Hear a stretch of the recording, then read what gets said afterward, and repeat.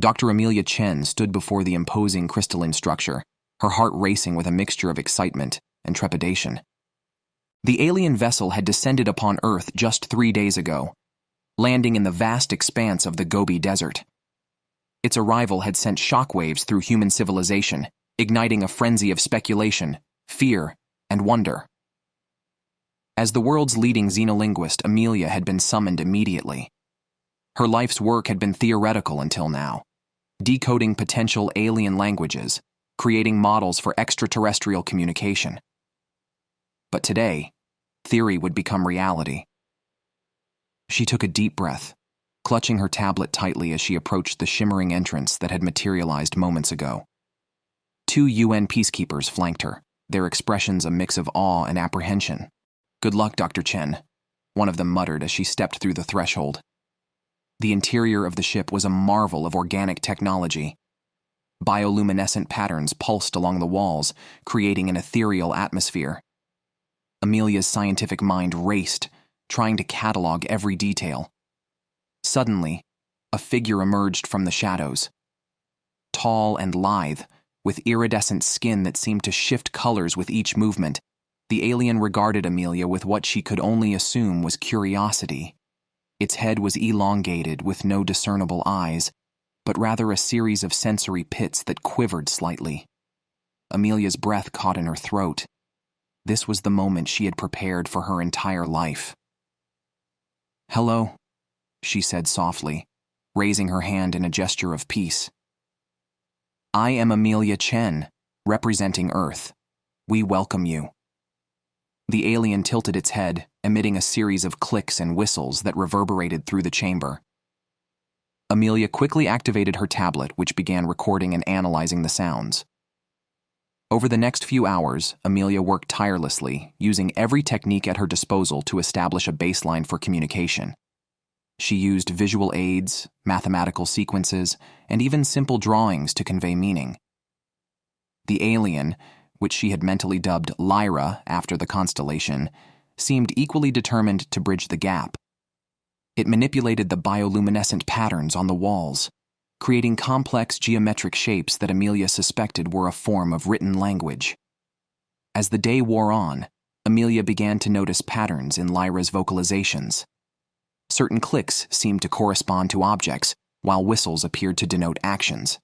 It was a start, but she knew they had a long way to go. Days turned into weeks, and Amelia practically lived in the alien ship.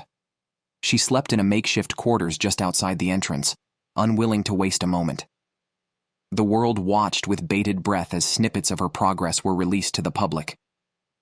One breakthrough came when Amelia realized that Lyra's species communicated not just through sound, but also through subtle shifts in skin color and texture. This multifaceted approach to language opened up new avenues of understanding. As Amelia's comprehension grew, so did the complexity of their exchanges. She learned that Lyra's people came from a distant star system, driven by an insatiable curiosity about the universe. They had been observing Earth for centuries, watching humanity's progress with great interest. But with this knowledge came a chilling revelation. Lyra's people were not merely explorers, they were refugees. Their home world was dying, its resources depleted after millennia of unchecked expansion. They had come to Earth not just to make contact, but to seek asylum. Amelia grappled with the weight of this information. How could she convey the complexities of human politics, the potential fear and resistance that such a request might generate? As she struggled to find the right words, in both human and alien languages, Amelia realized that her role had evolved.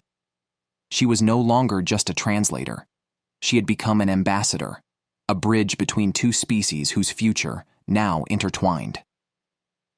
With growing confidence, Amelia began to teach Lyra about human culture, history, and values.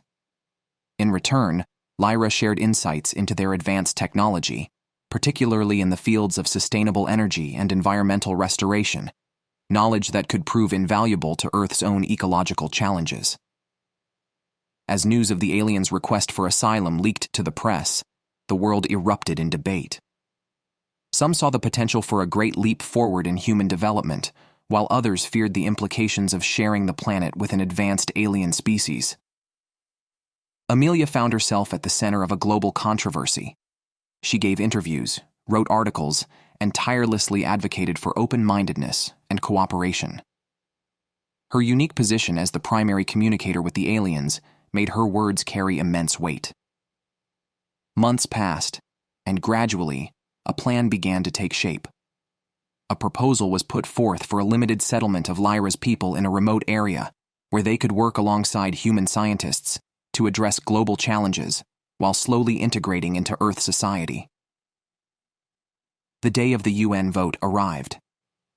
Amelia stood before the General Assembly, Lyra by her side.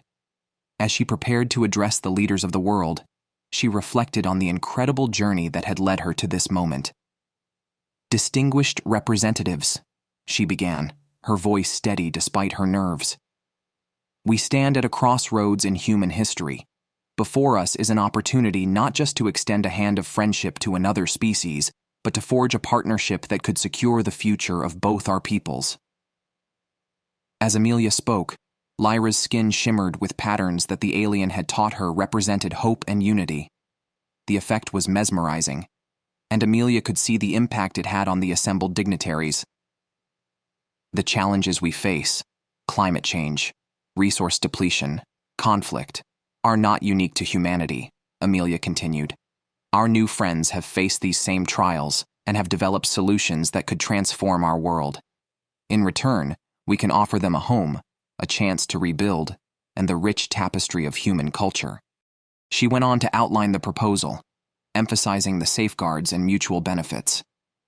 As she spoke, she seamlessly translated her words into the complex language of clicks, whistles, and color changes that she had mastered over the past months.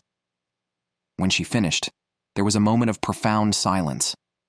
Then, slowly, applause began to build, growing into a thunderous ovation. Amelia felt a wave of emotion wash over her as she realized the impact of what had just transpired. The vote that followed was not unanimous, but it was decisive. Earth would open its doors to its first extraterrestrial refugees. As Amelia left the UN building, surrounded by a whirlwind of reporters and well-wishers, she felt a gentle touch on her arm. Lyra stood beside her, its skin glowing with a warmth that Amelia had learned to recognize as gratitude. In that moment, looking into the alien's sensory pits, Amelia understood that her work was far from over. The real challenge of integration, of building a truly interspecies society, was just beginning. But as she had discovered over the past months, the language of compassion and hope was universal. She smiled at Lyra, her mind already racing with plans for the future. The lexicon of the stars had been opened to humanity, and Amelia Chen would ensure that its wisdom would guide them towards a brighter tomorrow. As they stepped out into the sunlight together, human and alien, Amelia realized that she had become more than a translator of words. She had become a translator of worlds, bridging the vast gulf between the stars and forging a path towards a united cosmic future.